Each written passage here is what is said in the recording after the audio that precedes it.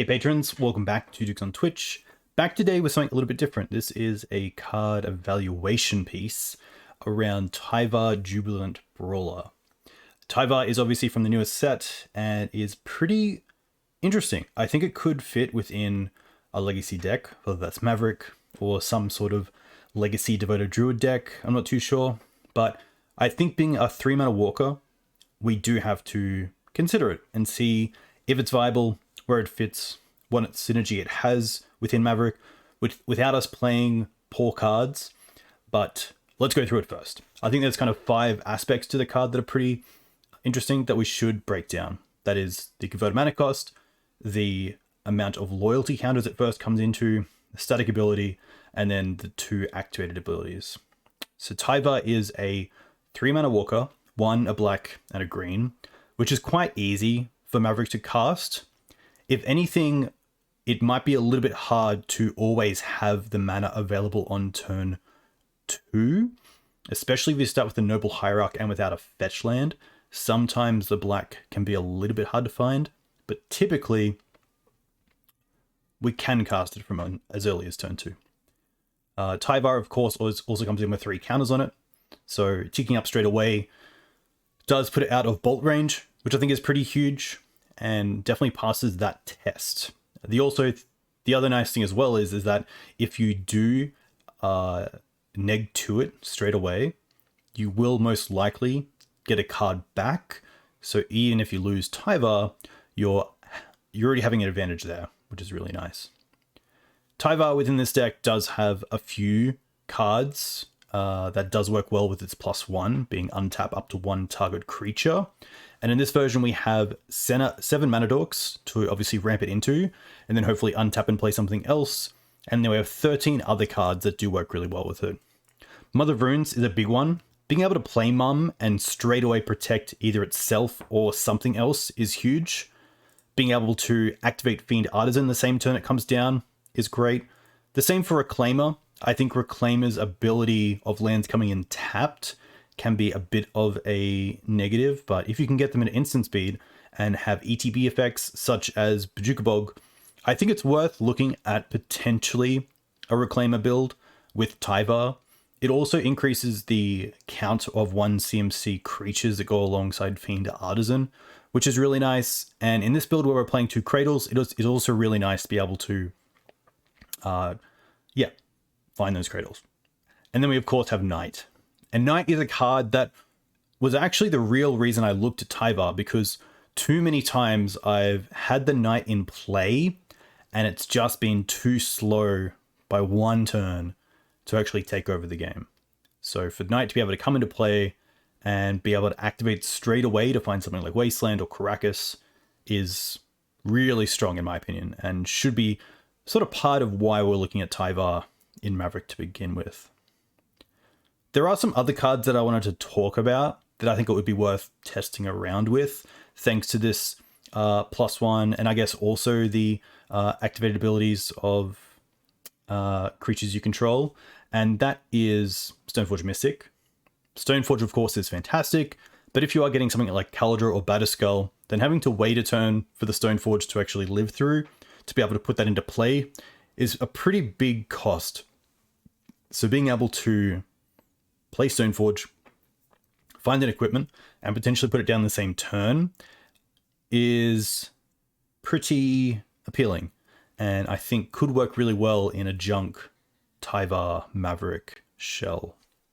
The tough part is finding the room for it, but I believe there's a build out there that could definitely do it. Ulven World Tracker was an interesting one, because I thought that with the ability being something that could be done straight away, it could be a cool Green Suns target for situations like having a big Knight in play that just can't block a Murktide or other things like that. But I think that's moving towards putting bad cards in your deck just because they might have some synergy with Brawler in play. And I think it's probably not worth looking at Tracker. It hasn't really seen play previously. And I don't think that, although Tyvar does have some nice synergy with it, isn't the reason we'll see it seeing play in 2023. The next 3 cards, Giver of Runes, Devoted Druid, and Vizier of Remedies, is obviously from the Modern deck. And I think Tyvar in Modern could really revitalize the playability of a deck like this. But I'm not sure if it's something that would also come to Legacy. This is something we've seen a little bit out of Enchantress builds that have used Devoted Druid and Swift configuration. I think that's incorrect, but has a similar role in casting things like Emrakul, or maybe even Walking Ballista with the built Swift reconfiguration, I believe is the card. Yeah, just making use of obviously mana, and potentially having maybe not a Maverick deck, but a Devoted Druid Vizier of Remedies junk deck that has that kind of I win button would be pretty cool. Because I think in 2023 that's becoming pretty important. For depths, you have Marit Lage. For elves, you have Natural Order. For even other tribal decks like goblins, you do have Lackey into Muxus for kind of the I win shell. And Maverick doesn't really have that anymore. The Wasteland plan isn't as great. Thalia has become a lot more of just a speed bump. And if anything, it's probably Collector Oof that has led to the most amount of wins on its own. A little bit like what Gaddock Teeg used to do before a lot of sort of fire design cards and removal has been printed. But I think that the deck could do with some sort of I win button. And a few that I have played around with are things like Sylvan Safekeeper and Titania together, putting in a copy of the Dark Depths combo. But it's also hard to make sure you're not just a worse version of Depths by putting in the combo. So I think working towards a more creature-based combo like Viscera of Remedies and Devoted Druid could be pretty interesting. The neg effect is also pretty sweet with Mill 3. This can of course do some other things like pump up your Reclaimers and Knights by hitting lands. It also means your opponent has to respond to the activated ability, because if you're playing against 8 cast and they don't tap any mana or activate any artifacts, and you mill Collector Oof and put that into play, it's already too late. Same sort of thing with Mother of Runes if they have like a Bolt. If you mill Mum and put Mum into play, and then thanks to Tyvar's activated abilities of creatures you control can be activated as though they had haste, means that they can no longer Bolt maybe a threat in play like a Thalia, which is pretty cool. But it's always tough. I think Maverick has two main parts to it. You have the land tutors for Knight, and you have the creature tutors for Green Suns.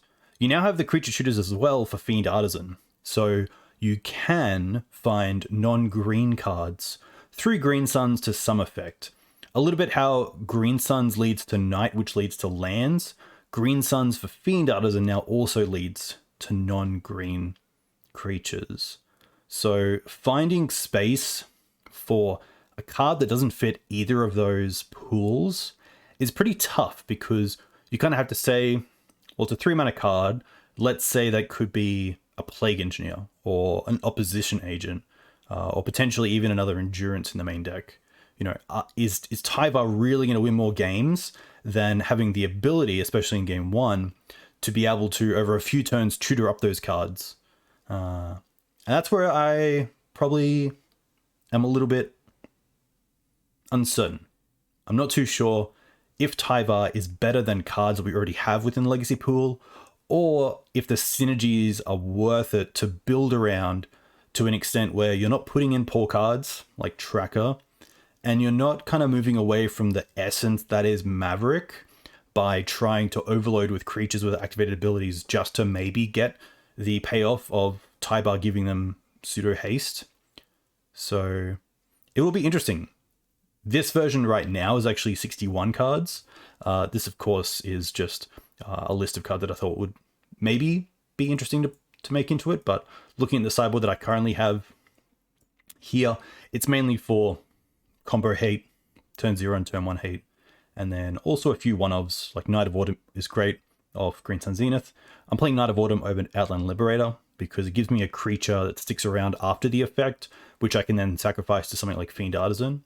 But with Tyvar in the deck, maybe being able to mill Outland Liberator and then get it back, or activate Liberator and then get it back, is actually better. Who knows? And then Opposition Agent and Plague Engineer, I think, are fine and really strong Fiend Artisan targets on top of the second Solitude, either as early removal or a late game Fiend Artisan effect. Tell me what you think. I'd be really interested to know. A huge thank you to you guys for supporting the channel and myself. It's been, yeah, a pretty big ride with Green Suns, and I'm really looking forward to what's happening in 2023. Have some pretty cool plans for the next few months with some more co-streams, and yeah, just doing a bit more assessment on each archetype and seeing where they're going. We're seeing a lot of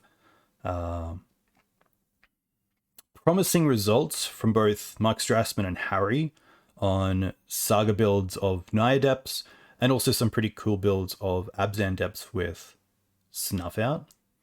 But it would be cool to see a little bit of a rise of Abzan. I think right now it's very hard to pass up Pyroblast effects, so red there has the advantage. And then also either Punishing Fire or Lightning Bolt have been really appealing to me in regards to cheap removal. But Grist and Fiend Artisan are really, really powerful, and I would love for Tyvar to also be there for kind of a reason to play Abzan Mav. So yeah, I hope you enjoyed this. I'm definitely open to doing more. So if you do have a card that you'd like me to cover, definitely let me know in the comments for this video, on Patreon, message me. Always happy to talk. Hopefully see you in chat sometime. Until then, thanks.